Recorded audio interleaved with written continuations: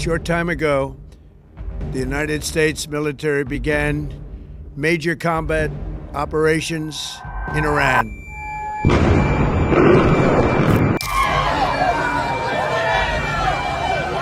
Our objective is to defend the American people by eliminating imminent threats from the Iranian regime, a vicious group of very hard, terrible people. Now you have a president who is giving you what you want. So let's see how you respond. America is backing you with overwhelming strength and devastating force. Now is the time to seize control of your destiny and to unleash the prosperous and glorious future that is close within your reach. This is the moment for action. Do not let it pass. May God bless the brave men and women of America's armed forces.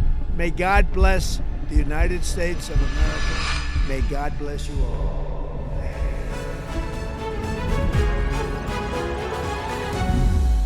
Buenas noches, días o tardes, mi queridísimo espectador u oyente. Como siempre, aquí una nueva emisión de su noticiero favorito, el noticiero predilecto por todos los hispanohablantes. ¿Por qué hay una emisión de Notimuñe? Porque hace rato no lo hacía de verdad y ahora la tensión política en el mundo está aún peor. Israel y Estados Unidos acaban de entrar en guerra con Irán, una guerra que venía proyectada desde hace algún tiempo y se dio, ya se hizo realidad. No es algo que me ponga feliz, desde luego. La guerra nunca debería de ponernos feliz a ninguno de nosotros, porque al fin y al cabo son nuestros familiares, amigos o incluso personas que no conocemos los que van y mueren en ellas. Pero lo que vamos a hablar el día de hoy en este noticiero es básicamente el contexto de por qué están allá en guerra, por qué se están tirando misiles, por qué se están dando bala, por qué comenzó todo esto y por qué hay amenaza de armas nucleares. Así que lo invito a usted a que primero que todo se suscriba aquí al canal, le dé un like de una vez al video, porque desde ya sabes que va a estar muy bueno. Y al final del video, si quieres comentar algo, pues la casilla de comentarios está libre para que entren en debate entre ustedes, porque vamos a hablar de temas políticos y como siempre los temas políticos traen personas que están a favor y personas que están en contra, y algunos incluso están dispuestos a dar su vida por ellos. Es más, allá están en guerra por temas políticos.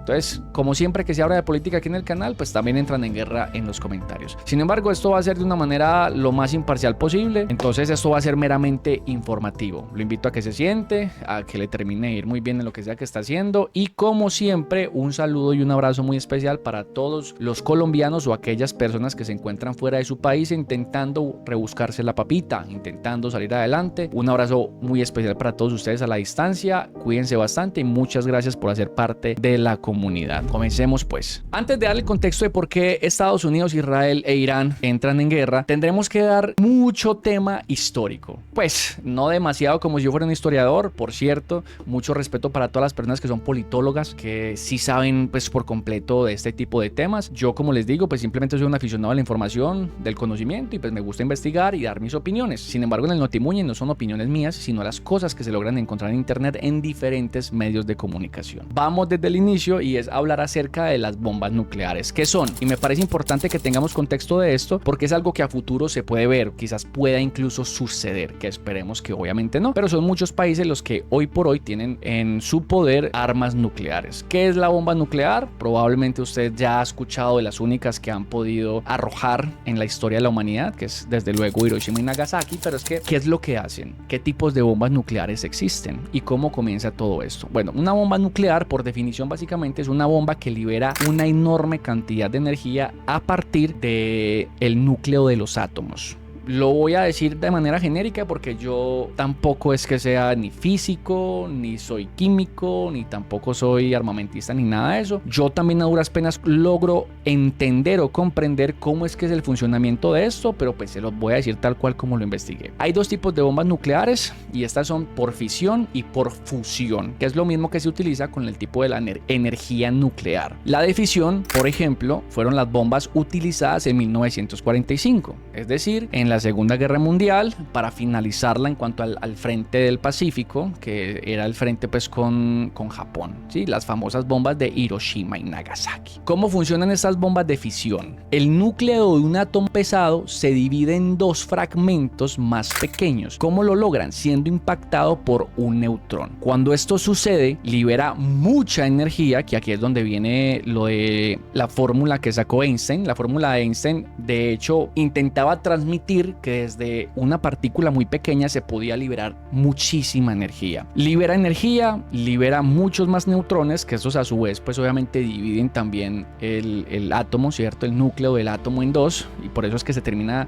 realizando como una especie de cadena de sucesos, y esto básicamente pues hace que la bomba en fracción de segundos libere muchísima energía, como sucedió en Hiroshima y Nagasaki. No sé si ustedes han escuchado o visto documentales acerca de lo que pasó con las bombas que lanzó Estados Unidos allá en Japón, pero en el lugar del impacto fue tanta la expulsión de energía que la gente se desintegró. O sea, incluso quedaban como sombras en el piso. Claro, los que estaban en el radio de explosión, porque pues la bomba tampoco es que libere esa energía pues hasta fronteras allá intraspasables ni nada de eso. Entonces genera calor extremo y también genera radiación. Aquí existe otra que se llama la bomba de fusión. Esta es la famosa y conocida como bomba de hidrógeno. Esta es mucho más potente que la bomba de fisión. Es más, incorpora la bomba de fisión para su propio funcionamiento. En esta bomba, la diferencia es que dos núcleos ligeros se combinan y forman uno más pesado. Básicamente, ese es el mismo proceso del Sol. Sí, el astro que tenemos ahí que nos genera calor y vitamina D, ese es el mismo proceso que le genera para poder mantenerse vivo, o más bien producir como todo ese tema del calor. Es mucho más complicada de fabricar, y es que esta necesita temperaturas y una presión extremadamente alta. De hecho, para poder lograr eso, usan una bomba de fisión como detonador. Las principales consecuencias de esta bomba de hidrógeno son básicamente que la onda de choque es devastadora, mucho más que la bomba de fisión. La temperatura que logra alcanzar es de millones de grados en la mera explosión, y la radiación llega de manera inmediata y queda residual luego de que ya detonó. O sea, es bastante devastadora. Antes de continuar aquí con el tema y hablarles acerca de la historia de la bomba nuclear, quiero hacerles una especie de comparativa para que ustedes vean cómo está el panorama. Y es que si nos ponemos a comparar las bombas nucleares que se usaron en Hiroshima y Nagasaki contra el armamento nuclear que se tiene hoy en día, estas primeras se verían como la explosión de una granada, solamente para que se hagan a la idea. El armamento que se tiene hoy en día, parce, o sea, cuando el humano necesita asesinar a otros humanos, se ponen bastante creativos. Ahora sí, vamos a hablar un poquitico acerca de la historia de la bomba nuclear. ¿Cómo se crea? ¿Por qué llegan a esta tecnología? ¿Y por qué no las siguen usando? Que creo pues que a este punto ya sabemos el por qué no las siguen utilizando. Resulta que en 1939, estamos hablando en el marco, en el tiempo en que la Segunda Guerra Mundial se estaba llevando a cabo, Einstein, el famosísimo físico, sí, Albert Einstein, le envía una carta al presidente Roosevelt, donde le dice básicamente que Alemania podría estar desarrollando armas nucleares. Obviamente el presidente Roosevelt, pues eran dos naciones que se encontraban en guerra. Recordemos que Estados Unidos hacía parte de los aliados y estaban contra pues la Alemania nacionalsocialista, es decir, la Alemania nazi de aquel entonces. Él dice, uy, parce, esta gente no puede, en esa época no tenían muy desarrollado todo lo que tenía que ver con proyectos nucleares, pero sabían que eso podía ser bastante jodido. Entonces Roosevelt dice, uy, parce, tenemos que ponernos a la vanguardia, porque esta gente no se nos puede montar encima, hermano. O sea, nos puede ganar la guerra, incluso nos puede subyugar a nosotros, Estados Unidos. Pero imagínate a Estados Unidos subyugado, Dios mío. Se ponen obviamente a la tarea de comenzar con todas las labores del desarrollo de armas nucleares, y es aquí donde comienzan algo llamado el Proyecto Manhattan. Quizá ustedes han escuchado sobre eso porque hay una película muy famosa que fue muy buena, incluso también salió hace como 2 años o 3 aproximadamente, que es la famosa película de Oppenheimer. Ahí muestran más o menos cómo fue como toda la elaboración del proyecto, cómo llegaron a las conclusiones, los estudios, quiénes fueron los involucrados. Por cierto, Albert Einstein no colaboró con el desarrollo de la bomba atómica, que eso es como un ronroneo que hay por ahí. Albert Einstein no colaboró. Albert Einstein sacó una fórmula que era E es igual a mc al cuadrado. Esta fórmula básicamente lo único que intentaba comprobar era que lo que les dije ahorita, que de algo muy pequeño se podía liberar una energía muy grande, y es básicamente cómo funcionan las bombas atómicas. En este proyecto Manhattan no solamente pues está Estados Unidos es quien lo lidera, pero también se ve involucrado Reino Unido y Canadá. En 1942, obviamente por el temor al desarrollo nuclear de Alemania, pues obviamente estaban en guerras, que se comienza pues con todo esto, ¿no? Ya le meten la ficha, Roosevelt dice, marica, tenemos que meterle durísimo a esto, parce, porque si Alemania llega a desarrollar esto, va a ganar la guerra. Participan muchísimos científicos y resulta que el 16 de julio de 1945, estamos hablando del marco histórico de la finalización de la Segunda Guerra Mundial, llevan a cabo la prueba Trinity.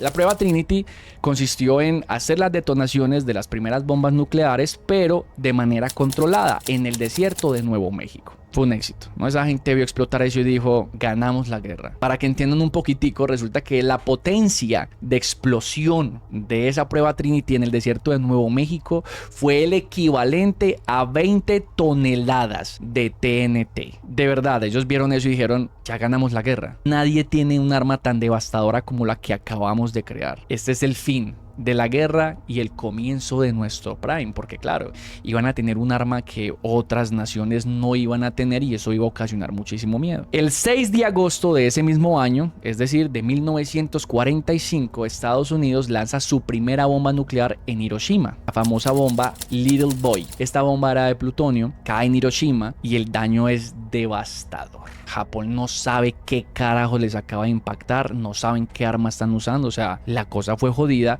Y no contentos con esto, el 9 de agosto del mismo año, Estados Unidos lanzaría en Nagasaki la bomba Fat Man.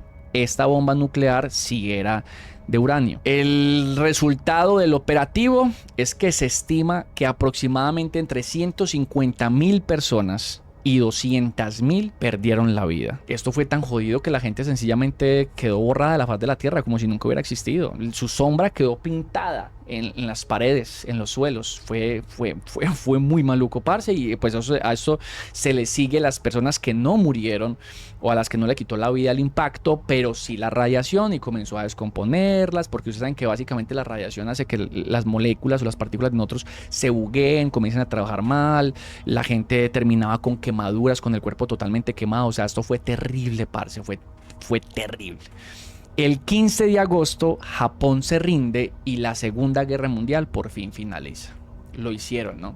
Pero bueno, ¿qué es lo que viene a continuación? Estamos hablando de un arma demasiado potente que, si lo hablamos en términos políticos, que términos políticos es como usted hablar con su vecino, ¿sí? Cuando usted vive en un vecindario, en una cuadra, en un barrio, usted tiene un montón de vecinos y la frontera de su nación es su casa. ¿Qué es lo que sucede cuando hay problemas con los vecinos? Usted tantea el terreno a ver qué hay, qué no hay, con quién se puede y con quién no se puede meter, o cómo tiene que manejar la situación. Con algunos que son muy fuertes, usted desea ser amigo, y con otros no tanto, ¿cierto? Porque así funciona el mundo al fin y al cabo. Es la misma analogía para todo. Claro, el mundo entero ve el arma que tiene en ese momentico Estados Unidos. Y Estados Unidos queda como el rey, como, uy, papi, pilas, no se metan conmigo, porque vean lo que tengo. Vean lo que le hice a Japón. Esa gente literal desapareció. Si usted quiere que haga lo mismo con ustedes, pues me avisan. Pero entonces los otros países no son bobitos, y por el miedo a ser subyugados, desde luego, porque eso es lo que sucede cuando hay alguien más poderoso que los demás, pues comienza la famosa carrera armamentística. Esta carrera se da principalmente entre Estados Unidos y su archienemigo, la Unión Soviética, que todo esto se da en el marco de la Guerra Fría. Aquí comienza la Unión Soviética también a meterle durísimo la ficha con sus científicos, a desarrollar su propio armamento nuclear. Otros países también como que están antojaditos de que nosotros también queremos, porque pues imagínate qué miedo que dos de esas potencias tengan estas armas y nosotros no. ¿Qué va a ser de nosotros el día en que no nos entendamos de la mejor manera y que ya como que nos llevemos mal y toda la cuestión? Tenemos que tener también con qué defendernos, pero inicialmente, o sea, principalmente es Estados Unidos y la Unión Soviética los que comienzan con esta carrera armamentística, porque eran archienemigos. Es básicamente el capitalismo contra el comunismo, a desarrollar armas, hermano, a lo que marca, porque ellos no se podían quedar atrás. Comienza el tema de la Guerra Fría, se desarrollan misiles balísticos intercontinentales, y aquí es donde viene algo que también ha sido bastante grave, y son los submarinos nucleares. O sea, ya no eran solamente bombas nucleares, sino que ahora los submarinos tenían misiles, los cuales eran misiles nucleares y se podían mandar por medio de estos misiles balísticos intercontinentales. O sea, se mandaban de continente a continente y se lo pegaban. La cosa estaba bastante jodida.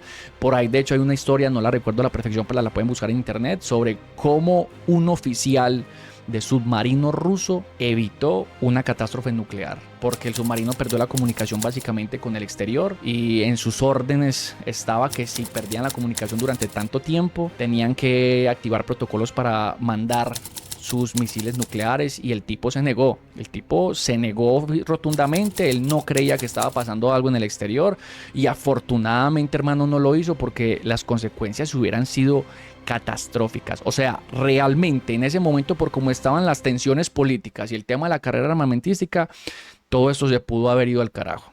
Como año tras año se puede ir también, ¿no? Porque año tras año las naciones como que tienen más rencillas que los años anteriores. Pero en ese momento, parce, ese ruso básicamente salvó al mundo de su propia extinción, porque estaban preparados para hundir una cantidad de botones asquerosos, porque no sé si ustedes sepan, pero el tema del armamento nuclear funciona en cadena. ¿Qué significa esto? Que si un país dispara un misil nuclear, de ahí hacia arriba todos disparan los suyos, porque eso ya es básicamente el chao con adiós, como dicen aquí en Medellín. Ahí ya no hay absolutamente nada que hacer. Entonces es como, se dispara un misil nuclear, entonces todo el mundo dispare los que tiene, hermano, y acabemos con esta mierda. En paralelo, otros países también comienzan a desarrollar armas nucleares, que era lo que les estaba diciendo, por miedo también a la subyugación, porque claro, cuando una nación tiene un arma tan poderosa, pues los demás básicamente van a ser sus esclavos. Sí. Quieranlo o no lo quieran. O sea, si lo quieren, bien, nos llevamos por la buena, pero si no lo quieren, entonces los obligamos, porque miren el arma que tenemos. Y es básicamente lo que la historia nos ha enseñado desde el principio, ¿no? No estamos hablando solamente de bombas nucleares, estamos hablando de toda la historia completa, hermano, porque la historia en sí, el mundo, la civilización, la humanidad ha sido regida por las guerras y el avance que estas a su vez traen, lastimosamente. ¿Cuáles países desarrollaron también su propio armamento nuclear? Tenemos a Estados Unidos, tenemos a Rusia, desde luego, carrera armamentística, tenemos al Reino Unido, a Francia, a China, a la India, ¿sí? A Pakistán, a Corea del Norte e Israel. A ver, Israel es un caso aparte porque no se ha confirmado oficialmente su arsenal, pero según organizaciones y algunos medios de comunicación, Israel también tendría armas nucleares. Vale, ahí les estoy diciendo los principales. Resulta que por allá en 1968 se realiza algo que se llama el Tratado de la No Proliferación Nuclear. Porque claro, a ese punto ya todos estos países se dieron cuenta que tienen suficiente arsenal para que el planeta deje de existir. Para que nosotros como raza humana nos esfumemos. Porque probablemente el planeta pueda seguir su curso, quién sabe hasta cuánto más, y nosotros. Entonces en el 68 ellos dicen, hey, parce, ¿sabes qué? No, es que hay muchos países ya con las armitas de nosotros, con esas armitas tan potentes para que al principio teníamos solamente nosotros, ya hay muchos con esto, huevón, y la cosa se puede poner bien tensa. Más bien, venga, hagamos un tratado de no proliferación de armas nucleares, porque ustedes ya tienen armas y los países que no las tienen no queremos que las tengan, por si las cosas se ponen tensas, ¿no? Porque en cualquier momento algún país enloquece, oprime los botones y el resto de los países comienza también ahí a oprimir los botoncitos. En 1970 entra en vigor este tratado. ¿Cuál era el objetivo? Lo que les acabo de decir, evitar la expansión de armas nucleares, promover el desarme pacífico de la energía nuclear, porque recordemos que la energía nuclear también se utiliza para otras cosas, o sea, su uso no es netamente militar, sino que también se puede hacer uso civil, y aquí es donde vienen los programas nucleares, de los cuales vamos a hablar un poquitico más hacia adelante. Listo. Con este tratado también que se conseguía que los países que no tenían armamento nuclear se comprometían a no desarrollarlo y a tampoco adquirirlo. Y los países que sí la tenían se comprometían a su vez a no transferirle las armas que tenían ni el conocimiento a otros para que no las pudieran fabricar. Resulta que 190 países fueron los que firmaron. ¿Quiénes no? La India, Pakistán, Israel y Corea del Norte. Aunque Corea del Norte sí firmó en ese momento, en el 2003 se retiró del tratado. Listo, ellos inicialmente sí estuvieron ahí en el tratado y dijeron, listo, nosotros firmamos, todo bien, que estamos de acuerdo. Pero en el 2003 dijeron, no, ¿sabes qué? No vamos a ser parte de ese tratado, nos retiramos y vamos a comenzar con nuestros programas nucleares. Hasta ahí, todo perfecto. Ya tenemos un poquitico de contexto, qué son las armas nucleares, cómo funciona esto, cuál fue la historia, su creación y qué países países se comprometieron y no, al ver que esto en realidad era un arma bastante devastadora, ¿no? El destructor de mundos, como escribió por ahí Oppenheimer, basado en la Bhagavad Gita, creo que es ese libro hindú, hasta donde recuerdo. Ahora sí, vámonos para el conflicto de Irán, Israel y Estados Unidos, que es lo que vinimos a hablar en este noticiero. ¿Cómo comienza todo esto? ¿En qué momento comienzan las rencillas? ¿Se llevan la mala?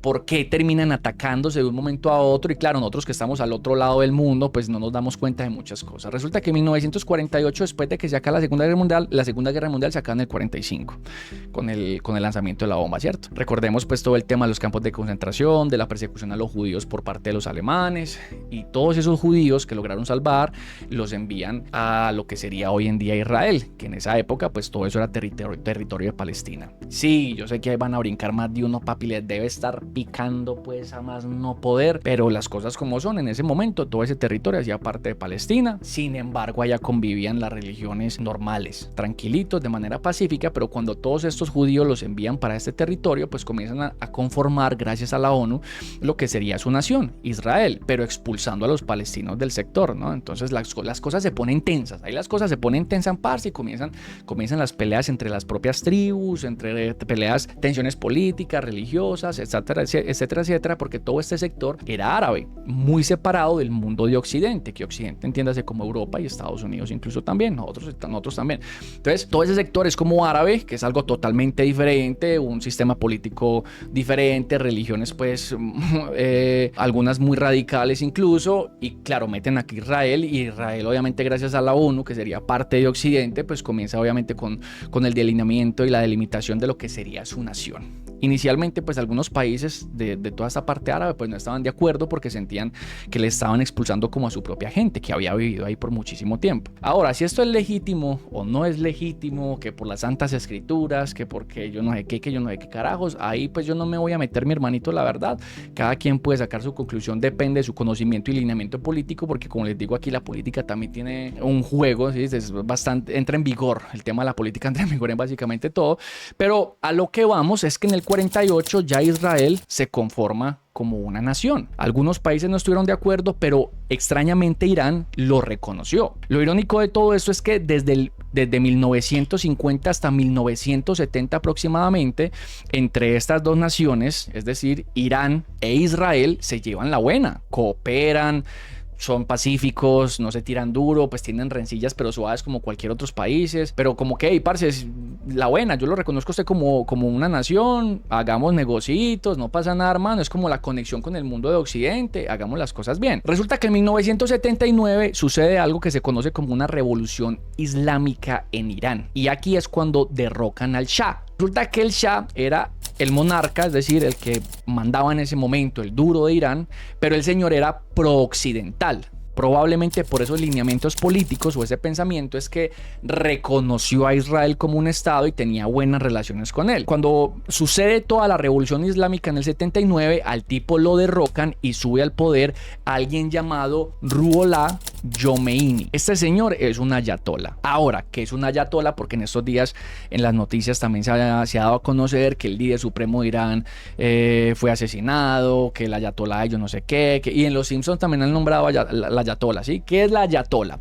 Pues resulta que el ayatollah es el segundo título más alto dentro del clero, pero el chiita. ¿Qué significa esto? Las religiones a su vez tienen su propia jerarquía, así como en el cristianismo, que es lo que nos toca a nosotros, pues el catolicismo, que tiene la jerarquía de el papa, el obispo, el arzobispo, el sacerdote, etcétera, etcétera, etcétera, pues ellos en el Islam también tienen sus propias jerarquías. El ayatollah es el segundo título más importante. El primero es el gran ayatolá. Sí, una creatividad para poner orden jerárquico, pero ahí la tienen. Ahora, que esta gente, ¿por qué es tan importante? Porque resulta que con esto entonces sube al poder la ayatolá. Y la ayatolá es no solamente el segundo título más importante dentro del clero, sino que esta gente es experta en jurisprudencia, en filosofía, conocimiento iluminativo y de la moral. Esta gente ya comienza con una política antioccidental y abiertamente opuesta a Israel. ¿sí? O sea, esa gente dice, papi, la mala para ustedes y aquí la verdad no queremos absolutamente nada.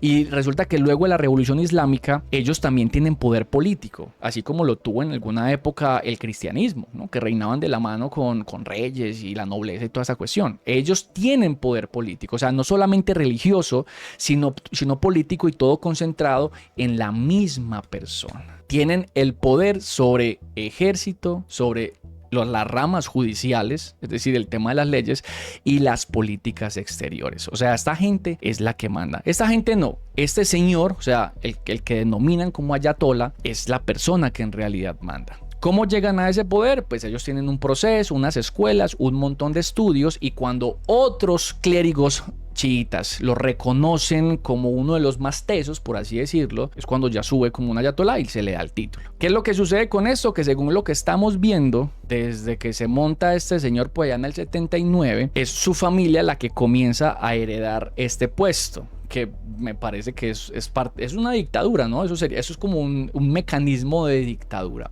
Pero bueno, continuemos. Ya sabemos qué es lo del ayatolá. Este señor, por cierto, Ruhollah Khomeini, no es la misma persona que fue asesinada hace unos cuantos días con los bombardeos de Israel y Estados Unidos. Era el hijo. Y aquí, como alerta de spoiler, porque igual les iba a decir eso más adelante, ahora el nuevo ayatolá es el hijo del primer ayatolá que se montó después de la Revolución Islámica. Resulta que en 1982, Irán, como ya tiene un pensamiento antioccidental, comienza a financiar y ayuda a fundar grupos armados. Entre estos tenemos al famoso Hezbollah, que hace parte del Líbano, apoya también y financia grupos como Hamas y milicias en Gaza en general, Cisjordania y Siria, y ahí es cuando comienzan como las tensiones bastante jodidas, porque claro, pues todos esos países están muy cerquita. Israel está aquí como, no sé si han visto el mapa, probablemente mi editor me ayude con esto. Israel está rodeado de un montón de países árabes y está contra el mar, y toda esa gente constantemente está atacando a Israel, ¿cierto? Que Israel pues también está más armado que un carajo, pero entre estos dos países de manera directa nunca se habían atacado, siempre había sido por debajo. Ya les voy a contar. En los 90 viene un señor bastante sonado que se llama Netanyahu. Bueno, creo que ese es el apellido del señor, ¿no? Netanyahu, que es como el primer ministro de Israel, y empieza, y lo voy a decir de esta manera, empieza a meter cizaña con que Irán en unos cuantos años, así lo dice desde los 90, dice, es que Irán en unos cuantos años va a tener sus propias armas nucleares, desde los 90. Pues bueno, estamos en el 2026 y esas armas nucleares nunca se vieron. Se vieron proyectos nucleares, eso sí, pero las armas nunca las tuvo. Entonces, desde los 90 Netanyahu comienza con ay, es que Irán está desarrollando armas nucleares, hay que atacar, hay que neutralizar, hay que hacer esto y lo otro, y no se queda solamente en los 90, sino que básicamente cada 5, 6, 3 años sigue con el mismo discurso, y 10 años después y sigue con los mismos discursos de que Irán está a punto, 35 años después no tiene su primer arma nuclear, no al menos que nosotros lo sepamos. En el 2002 se descubre que Irán tiene un programa nuclear. ¿Qué es un programa nuclear? Un programa nuclear no estrictamente tiene que ver con el desarrollo y elaboración de armas nucleares, sino con el estudio y el manejo de la energía nuclear, que también se puede derivar en creación de armas nucleares. ¿Por qué no? Y es que aquí todo comienza no confuso, sino que hay muchas señales por parte de diferentes países que nos da a entender que puede que sí hayan estado desarrollando, que esa fuera su intención.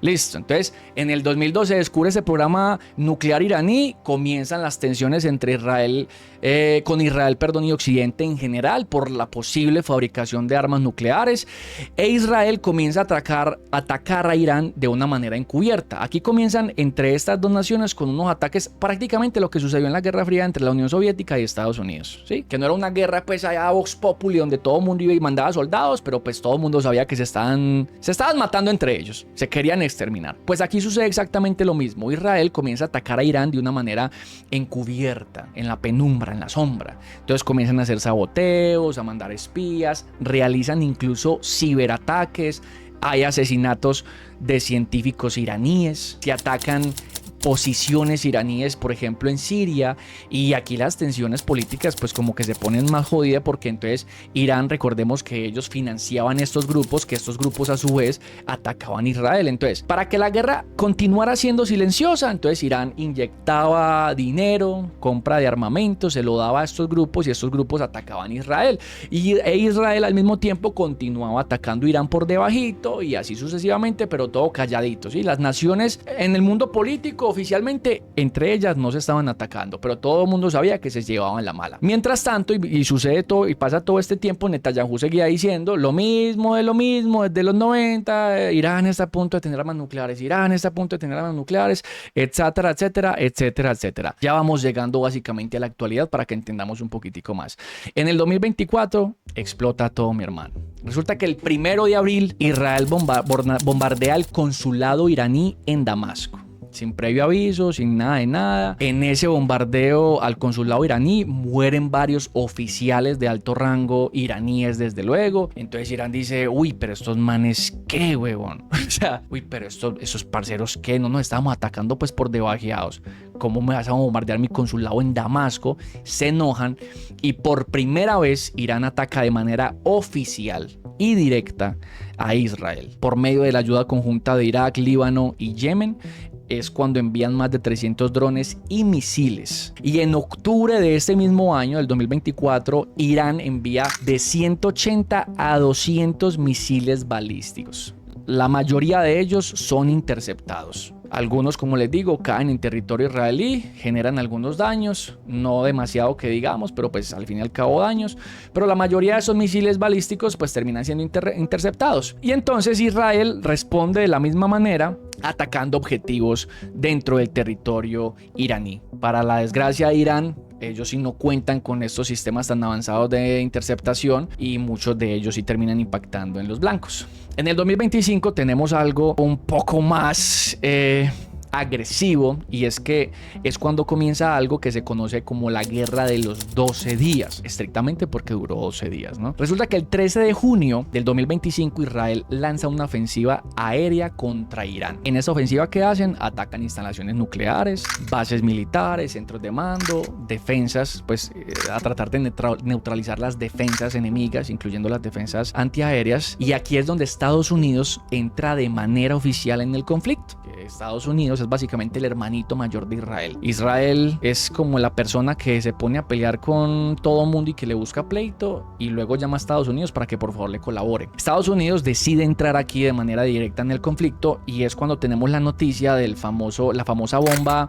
Bunker Buster. Resulta que Estados Unidos aprovecha para mandarle un mensaje también al mundo con este tipo de tecnología. Eso es una bomba que pesa 13 toneladas y solamente se puede lanzar desde un bombardero B-2 Spirit, que es este bombardero que es que parece como un dorito, que es como muy plano, que es negro. Y resulta que esta bomba tiene la particularidad de que es capaz de penetrar decenas de metros antes de detonar. Este misil es construido básicamente con el objetivo de destruir instalaciones nucleares fortificadas y búnkeres subterráneos, como para que nadie se sienta a salvo en realidad, siempre y cuando tengan sus coordenadas. El objetivo de este bombardeo fue Fordow Fuel Enrichment Plant, que quedaba en Irán. Básicamente pues es una planta de enriquecimiento y era una planta construida en las montañas. Este misil logra destruir esta planta de enriquecimiento, pues no. El daño es parcial. Sí alcanzó a explotar, penetró donde tenía que penetrar, destruyó algunas cosas, pero de manera parcial. La planta todavía sigue en funcionamiento, según tengo entendido, y en comunicados oficiales de Irán, pues los daños que se generaron pues eran totalmente reparables. La guerra continúa en estos 12 días. Hay misiles y víctimas de lado y lado. Como en la guerra, lastimosamente, no estoy justificando absolutamente a nadie, mi pensamiento es antibélico, lo tienen que saber, pero pues sí, la guerra durante estos 12 días continuó. Irán sigue mandando misiles, también hay ejército que se desplaza por ahí en las fronteras, Israel hace exactamente lo mismo y Estados Unidos sigue con los bombardeos, y luego de 12 días ya están muy cansados y entre ambas partes concretan algo que se conoce como un cese al fuego. Se reúnen y parce, ¿sabe qué? Yo creo que calmémonos, weón, todo bien, firmemos acá, ustedes sigan lo suyo, sigo en lo mío, y más bien más adelantico nos volvemos a dar plomo, que es básicamente lo que significa un cese al fuego, ¿no? La paz nunca ha sido una opción para la humanidad. Entonces realizan el cese a fuego y así es. Claro, entre las dos naciones. Pero sabemos que por debajo de la mesa hay grupitos que siguen haciendo de las suyas, como por ejemplo los grupos que financiaba Irán, que eran esos grupos armados con ideología pues islámica, ¿sí? Entonces Irán oficialmente no siguió atacando, Israel oficialmente tampoco siguió atacando, pero pues la guerra continúa ahí por debajo de la mesa. Ahora sí, vámonos al 2026, que es este año que recién comienza y comienza bien pesado. Aquí es donde inicia la guerra. Resulta que el 28 de febrero del 2026 Estados Unidos e Israel, junticos, lanzan una ofensiva militar contra Irán. Atacan con misiles, defensas antiaéreas, infraestructura en general, mandan misiles para todo lado y bombardean todo lado, en concreto ciudades como Teherán, Qom, Isfahán y otras cuantas. Esto consiste con bombardeos aéreos, también envían drones armados, porque ustedes saben que la guerra pues también ha evolucionado y ahora también todo es con drones, que por cierto les cuento aquí, no es el momento, pero les cuento de una vez, las políticas en cuanto al uso y el manejo de los drones están a punto de comenzar. Si se quiere comprar su dron por puro placer, porque le gusta volar eso y grabar tomitas y todo, creo que es el momento de que lo haga, porque en el futuro, para poder adquirir un dron, en el futuro es unos cuantos meses, para adquirir cualquier dron vas a tener que tener básicamente una carrera técnica de manejo de drones, una licencia para manejar drones también. Va a ser mucho más complicado. Entonces, si lo quieren comprar, creo que es el momento perfecto para que lo hagan. Pero bueno, continuemos. Todo este ataque en conjunto con Israel se da bajo la justificación de frenar el programa nuclear iraní y además degradar la capacidad militar de defensa iraní. Aquí es cuando en estos bombardeos del 28 de febrero muere el líder supremo, el ayatolá Ali Khamenei, que era el hijo del que les nombré ahorita que se dio con la revolución islámica. Mueren esos bombardeos, los misiles lo alcanzaron a él junto con familiares y altos funcionarios de su gobierno, incluyendo militares. Y bueno, pues desde luego esto trae aquí varios contrastes, pilas pues, porque con la ayatolá, como bien sabemos, ese señor hace parte de los altos puestos de la religión, entonces el país en sí estaba también regido por políticas religiosas y muchas mujeres no tenían ciertos derechos, habían muchas protestas, no sé si recuerdan, pero el año pasado miles de mujeres salieron a las calles de Irán a protestar en contra del ayatolá y las políticas de las que estaban expuestas, que se quitaban el hijab, es que se llama esta vuelta, ¿no? Se lo quitaban, que incluso prendían cigarrillos mientras quemaban una imagen impresa de este señor Ali Khamenei. O sea, hubo una revuelta y también hubo una fuerte confrontación con fuerzas del orden del gobierno, que desde luego cuando la gente sale a protestar, pues a sus políticos no les gusta, sea de la corriente que sea. Eso sucedió el año pasado con las mujeres. Entonces, claro, este señor muere y muchas personas se lamentan porque son fieles a la religión y muchas otras salen a celebrar. Jodido, ¿no? Porque pues claro, las personas que salen a celebrar no son bien vistas por esta otra corriente política y además religiosa, y pues empeora las cuestiones porque entonces vuelven o sea, no solamente están recibiendo bombardeos y están en guerra con este país, con estos dos países, sino que además entonces también tienen protestas, gente celebrando lo que está sucediendo en el país, entonces tienen que mandar fuerzas del orden a que las controlen, pues no solamente a las mujeres, porque también hay hombres felices con esto. Entonces, claro, en redes sociales hay muchísima información y pues dependiendo de las corrientes políticas a las que pertenezcan los dueños de las páginas, van a encontrar ustedes videos de personas llorando la muerte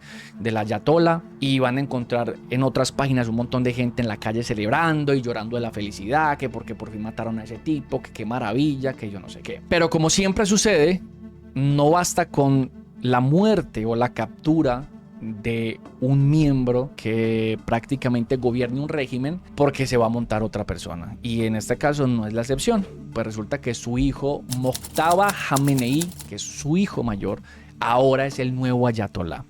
Vuelvo y le repito, no sé cómo carajos están dando estos cargos, porque se supone que para poder ocuparlos tienen que tener unos estudios previos, que supongo que Mojtaba los tiene, pero a su vez también tienen que otros clérigos darle como su aval y decirle: papi, este man de verdad nos parece que está preparado y muy por encima de todos nosotros. Pero como estamos viendo, eso lo están desheredando, tal cual como en un régimen. Sí, como en las monarquías de antes, de la Edad Media también, que el poder se lo pasaban de familiar a familiar y no están siguiendo como el debido proceso, entre comillas, democrático, digámoslo así. Entre todos estos bombardeos, creo que ustedes han visto las noticias, han ocurrido pues muchísimas catástrofes, ¿sí? Han ocurrido algunos episodios muy lamentables, entre ellos uno de los misiles y bombardeos de Israel y Estados Unidos termina impactando en una escuela iraní, en donde se estima que aproximadamente 100 niños perdieron la vida. Aquí quiero hacer un inciso, y es que algunas páginas de internet están distribuyendo la noticia de que todo esto es falso, de que las fotos y de que los videos que están dando a conocer por redes sociales, que son videos que no pertenecen a la actualidad, pero pues ya hay organismos que están investigando y al parecer efectivamente sí se realizó, sí hubo un bombardeo en la escuela iraní. Quiero también dejar bastante en claro, parce, sin intentar polarizar más como esta situación, algunos medios de comunicación, algunos medios periodísticos hablan de que Israel y Estados Unidos solamente han atacado objetivos militares, es decir, bases, soldados, políticos, y que no se han desviado ni han atacado a civiles, pero pues esto es mentira. La guerra es así. Pues nadie quiere salir como el malo, pero la guerra es así lastimosamente, y tanto en Irán como en Israel muchas personas civiles están perdiendo en este momentico la vida. Vuelvo, como les estaba diciendo, hay muchos medios, yo no pude encontrar como un punto medio de si este ataque a la escuela iraní fue verdad o no, pero según algunas organizaciones sí, están las fotos, los videos de las velaciones, de sus familiares llorando, etcétera, etcétera, pero algunos otros dicen que no, que esto es una rotunda mentira.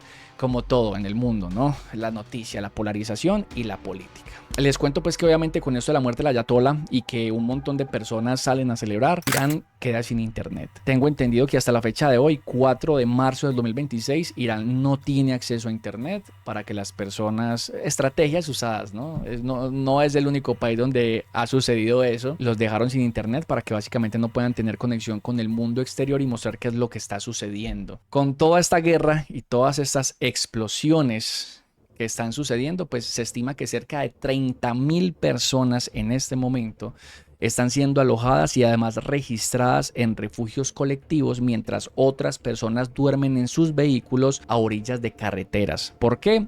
Porque las bombas lastimosamente están cayendo en todo lado. Bombas y misiles. Y vuelvo y les repito, y yo sé que al inicio del Notimuña dije que iba a intentar ser lo más imparcial posible y toda la cuestión, pero es que en la guerra no hay imparcialidad, pues o sea, las cosas como son, a pesar de que algunos medios de comunicación digan que no, que es que solamente están atacando bases militares, que es que solamente está muriendo personal militar y político. Esto es una vil mentira, porque tanto Irán está atacando también lugares de civiles en Israel, como Israel y Estados Unidos civiles también en Irán, que es lastimosamente lo que siempre suceda en estos conflictos bélicos. Los civiles son los que más llevan del bulto. Y como todo está, como todas esas explosiones y bombas están cayendo por todo lado, pues la gente tiene miedo y se está yendo de su casa. Pues les parece más seguro incluso dormir en su carro a bordo de carretera en una zona rural donde probablemente no haya un objetivo a bombardear, que quedarse en sus propios hogares. Algunos ataques, no sé si vieron, por parte de Irán cayeron incluso a Dubái. Hasta allá llegaron unos drones y explotaron en unos apartamentos. O sea, en realidad esto está... las esquirlas están llegando a lugares a lugares y a países que ni siquiera están participando del conflicto, pero como que al parecer los quieren presionar a que hagan parte y tomen una posición. Si de pronto usted se lo estaba preguntando, Muñe, bueno, ¿y qué pasó? ¿Será que Irán de pronto por allá cuando crearon esta vuelta del tratado de la no proliferación nuclear, Irán qué posición tuvo? Pues Irán en ese momento hizo parte del tratado, ellos firmaron, igual que Corea del Norte, ellos dijeron listo, hágale. Nosotros firmamos para no crear armas nucleares. No pasa nada. Recordemos que por esa época pues había otro tipo de políticas y de dirigentes. También hay algo aquí muy oscuro que eso nos daría como red flags, como malas señales, y es que desde hace unos años Irán viene entorpeciendo la cooperación con el Organismo Internacional de Energía Atómica. ¿Qué es este organismo? Cuando un país firmaba este tratado y se comprometía con lo que les dije ahorita, ¿cierto? Con todos esos puntos de, hey, no vamos a generar armas nucleares, no las vamos a adquirir, etcétera, etcétera, pues se tuvo que crear un organismo que en realidad estuviera monitoreando y verificando que no fuera así. Esos organismos van y revisan. O sea, los países, hasta donde tengo entendido, sí pueden tener sus programas nucleares, pero para el uso civil. la energía, por ejemplo, ¿no? Pero no para el desarrollo de armas. Y este organismo, que es internacional, es el que va a estos países y dicen, bueno, ¿qué es lo que ustedes están haciendo aquí con esta planta nuclear? ¿Qué están haciendo con esto? ¿Cuáles son los estudios suyos? ¿Por qué están enriqueciendo uranio? Y resulta que Irán viene enriqueciendo una cantidad exagerada de uranio desde hace algún tiempo. Incluso ya superó el tope permitido por esta organización y por este tratado. Es por eso que también viene la preocupación, y desde hace unos años pues Irán está entorpeciendo eso. El organismo le dice, papi, necesitamos revisar, no, espera un momentico, no, es que no podemos esto, no, qué tal, y no los dejan en ese momento. Entonces claro, eso es como que, hey, no podemos garantizar que lo que están haciendo no tiene nada que ver con armas nucleares y que en realidad están intentando simplemente es desarrollar energía nuclear para el uso civil. Entonces ahí la cosa ya está como jodida. En otras noticias, Kim Jong-un de Corea del Norte, al parecer se encuentra muy aburridito porque todavía no lo han convocado a la guerra. Mandó un comunicado a Irán diciéndole que si llegase a necesitar armas nucleares, él estaba totalmente en la disposición de enviárselas. A esto se le suma algo bastante delicado y es el estrecho de Hormuz. Resulta que el estrecho de Hormuz, y se cree, según algunos politólogos e historiadores, bueno, gente que analiza de verdad esta vaina y no es noticiero desinformativo que yo doy, que Estados Unidos no había atacado a Irán desde hace tiempo precisamente por el estrecho de Hormuz, porque ese estrecho es de vital importancia para el transporte del petróleo. Y pues sabemos que Estados Unidos es un devorador de petróleo, papi, pero voraz. ¿Qué sucede? Que ahorita Estados Unidos tiene petróleo de otro país donde dicen chamo, gracias a la captura de un señor llamado Nicolás Maduro, noticia la cual también cubrimos en este noticiero. Entonces se cree, y según esas personas que estudian el tema, de que pues todo esto fue obviamente, o sea, fue visualizado en el panorama, en el marco político de, bueno, acá tenemos el petróleo necesario, ya no tenemos que enfocarnos con el tema del estrecho de Hormuz y ahora sí podemos hacer lo que teníamos planeado desde hace algún tiempito. Pues sí, Irán en ese momentico cerró el estrecho de Hormuz. Hay un problema ahí por todo el flujo económico que se mueve. Quién sabe qué va a suceder en los próximos días porque la guerra todavía continúa. Irán no quiere doblar, no quiere hincar la rodilla. Estados Unidos e Israel también están comprometidos básicamente con llevar esta guerra hasta la última instancia. Y vienen aquí los principales miedos sobre, hey, se viene una tercera guerra mundial. Pues bueno, lo hablábamos precisamente al inicio del stream. Todo el mundo habla de tercera guerra mundial y de guerras nucleares y no ha sucedido nada hasta el momento, afortunadamente. Pero es que la guerra no da aviso.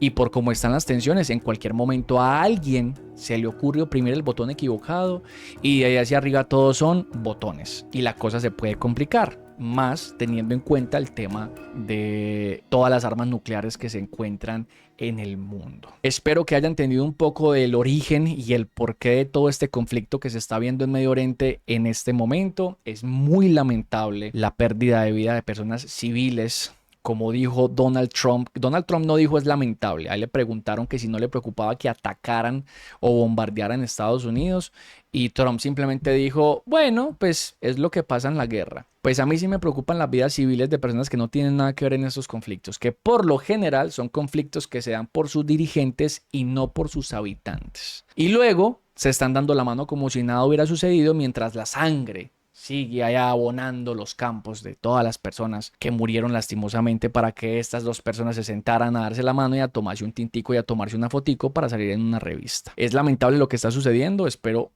de corazón y desde este noticiero esperamos que esto finalice de la mejor manera y que finalice pronto porque hay muchas personas afectadas en realidad y más en Medio Oriente que esa gente pues ha tenido guerra, esa gente nunca ha tenido descanso, la verdad que pecadito, hombre. Y que no se vaya a armar lo que estamos pensando, que es radiación por aquí y radiación por allá. Vamos a tener una segunda emisión de Notimuñe probablemente esta semana, donde se va a hablar por encimita sobre los últimos sucesos desde que se dio este primer Notimuñe hasta ese segundo de lo que ha sucedido con esta guerra, más las noticias internacionales y además nacionales, porque hay mucho de lo cual debemos de hablar. Si usted de pronto quiere hacer un aporte con lo que se acaba de decir, déjelo en los comentarios de este video, que otra persona que también sepa pueda debatir con usted. Ojalá un debate totalmente educado e informativo y no algo que se base simplemente en groserías, porque pues ahí no sé qué se debate con groserías, absolutamente nada. Muchas gracias por haber estado en esta emisión, espero que haya sido de su agrado y espero que hayan entendido un poquitico acerca de este conflicto. Esperemos que esto no escale y en caso de que escale, para mí fue un honor y un placer tenerlo por acá. Un beso y un abrazo nuevamente, cuídese bastante, deje su like, suscríbase al canal si le gusta este tipo de contenido y lo más importante, lo espero en mi canal de Kick porque acá hacemos streams todos los días con excepción de los sábados para que usted venga y se oye esto en directo y hablemos aquí entre todos. Cuídese bastante, un abrazo y recuerdo que esto fue Notimuñe, el mejor noticiero, autoproclamado desde luego porque aún no nos dan títulos y esperamos que sean muchas más entregas. Hasta una próxima ocasión.